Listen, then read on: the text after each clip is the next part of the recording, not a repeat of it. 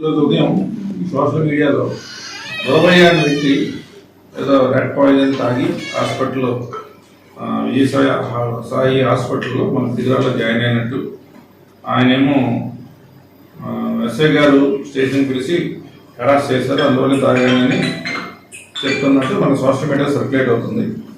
నిజానికి ఈ ఎస్ఐ గారు ఈ గొరవయ్యని క్రైమ్ నెంబర్ 56/26 అది ఈ నెల 6/8/26 రిజిస్టర్ చేశారు.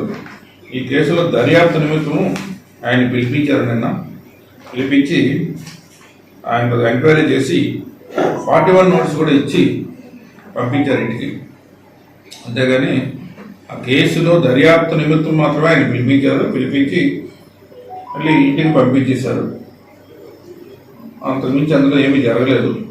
బట్ ఆయన మాత్రం ఎందుకో మనస్తాపం చెంది నేను పురుగుల మందు తాగానని చెప్పాడు, rat poison. So medical intimation వస్తే దాన్ని మేము దర్యాప్తు చేసి చట్టపరంగా తన చర్యలందరూ కూడా తీసుకుంటాం.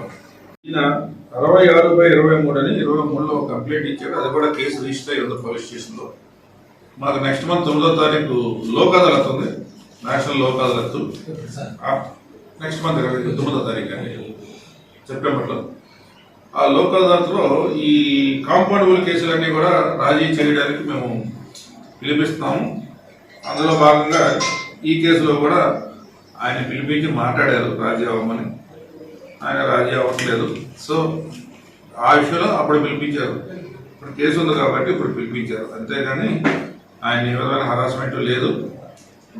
ఆయన ఏమన్నా కంప్లైంట్ ఇస్తే దాన్ని కూడా మేము దర్యాప్తు చేస్తాం.